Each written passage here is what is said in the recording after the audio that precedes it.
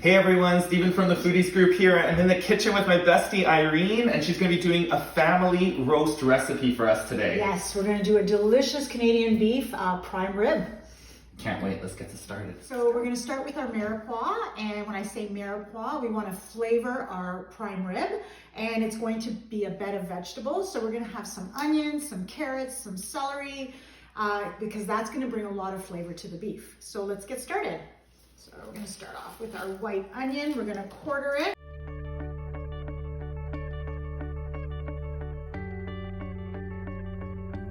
Okay, next we're going to do our celery.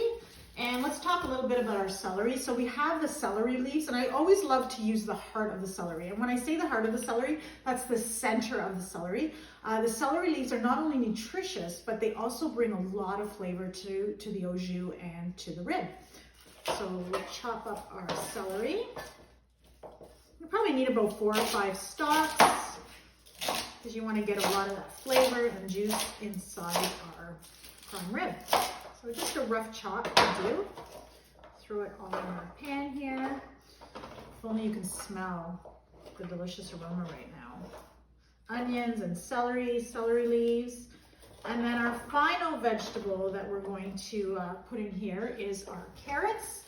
So I have a large carrot here. So you don't really need to peel your carrots. The skin, again, is edible, it's delicious. Just give it a good scrub to get rid of any of the dirt and just chop it up.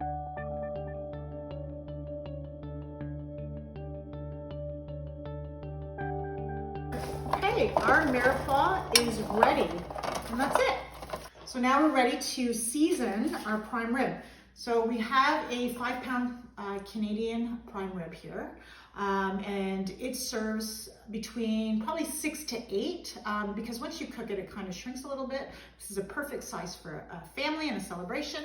So let's take our prime rib and we're just going to place it right on top, the bone at the bottom and the fat up top because you want those fat juices to kind of hug everything and get into the vegetables. So now we're ready to season our prime rib. So I love using fresh herbs. So we're going to go with fresh herbs. We're going to do some grainy mustard, some olive oil, and some brown sugar to get that nice caramelization.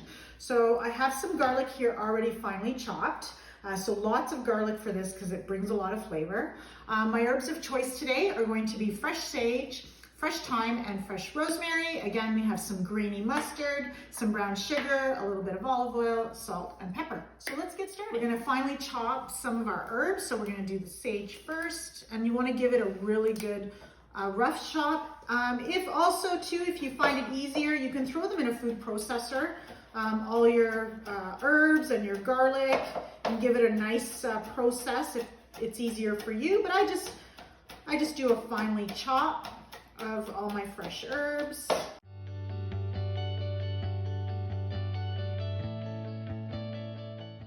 I'll do some fresh thyme. Thyme is one of my favorites. I'll do a little bit more of the fresh thyme. So we're just gonna kind of take it right off the stick here. And with the sticks, a little no waste tip for you. Throw them in those vegetables with the beef. Throw those little sticks in there. They also look very pretty too. Just get them off. So it's just pulling them off, as easy as that. Throw our sticks in there, give them a good little rough chop. There's even little baby sticks in here, but that's okay. The stem, those are tender. Just give them a nice chop, or if you process them in a food processor.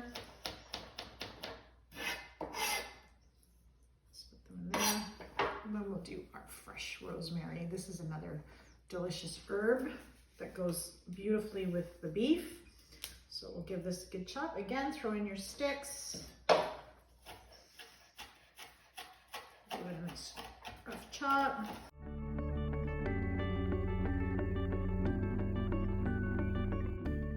Okay, our herbs are finished. Mix them all up together. So now we're ready to mix everything up. We have our garlic. Toss our garlic in here. Lots of garlic again, very delicious. Okay, we're gonna add our herbs. Let's throw our herbs in there. Lots of fresh herbs. Next, we're going to do our grainy mustard. And I love using grainy because it gives some texture on the beef.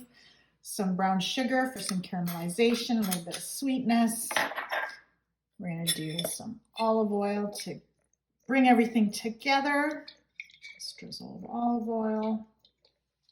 And then we're going to season it with some salt and pepper, cracked pepper.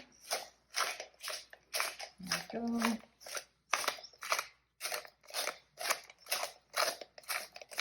Okay.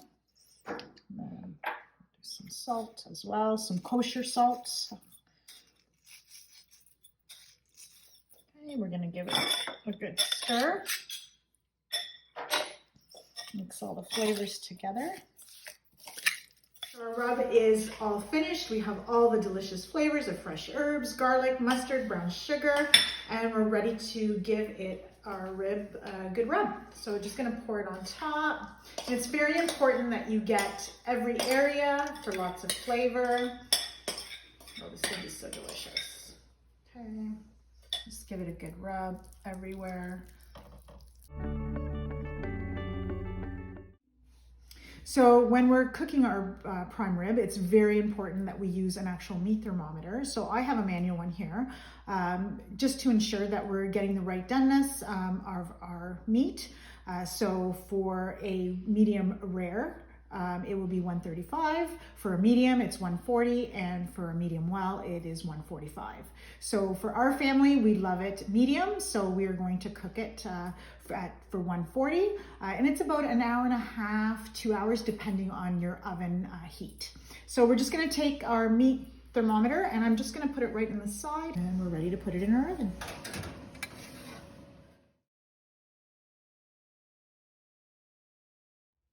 Now it's time to make our side, and we're going to do some delicious in-season roasted veggies. So let's get started. We're going to do some potatoes. And again, give them a good scrub. These are Yukon Gold potatoes, one of my favorites. You don't need to peel them. The skin is edible, delicious. So we're just going to quarter them.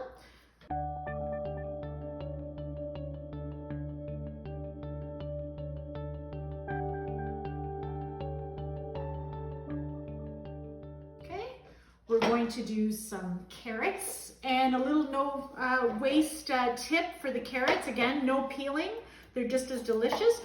We're going to save the fresh stems because we're going to add them in our vegetable mixture to flavor them as well and give them some nice color. So we'll cut up our carrots, and we can cut them up in 3. You can keep them whole.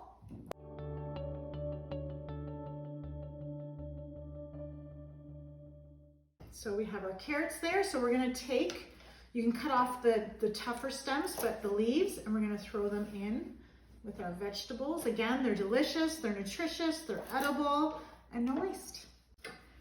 So now we're going to add some fennel, which is very delicious and very flavorful. We're going to cut off the stems and the fronds, but we're going to save them for later, and we'll talk about that later on when we're going to use them. So we're going to actually cut this into 1/8.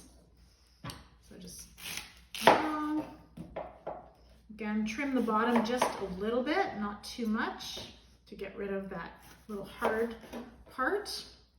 And then cut them in 1/8. Oh, it smells like licorice.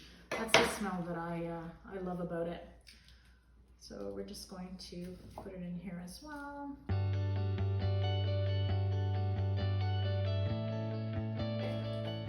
And now we're going to add some color and some red onion. So again, we're going to quarter this as well.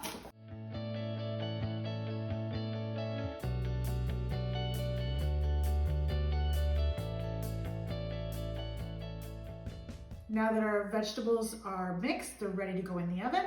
And you should be putting the vegetables in an hour before the prime rib is ready, so everything's ready at the same time. So let's go.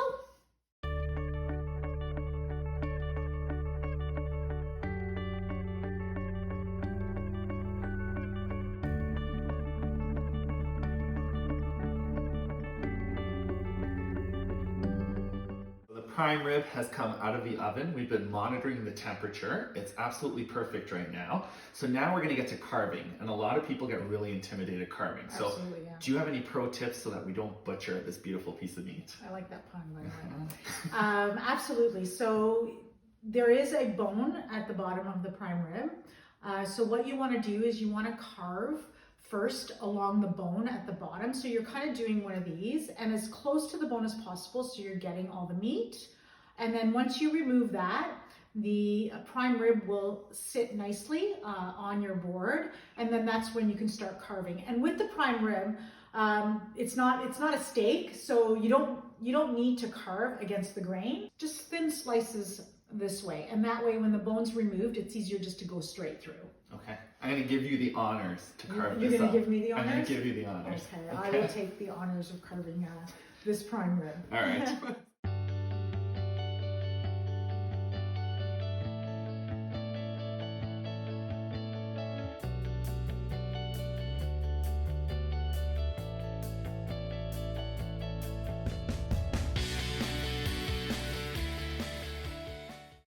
So Irene, you've carved this perfectly. What's next? Okay, so now that we've got our prime rib ready to go, I have strained the juice that was in the pan, and that juice is called au jus. So it's a little bit different from a gravy because there's no thickener in there like cornstarch or flour. So it's just typically the beef juice from the beef, and we just strained it. So we will serve that. And then add the vegetables, and then all the fixings. We have our roasted vegetables and potatoes, some green beans, some fresh buns, a nice salad, and some horseradish as well. It's going to be so beautiful. Can't wait to see this.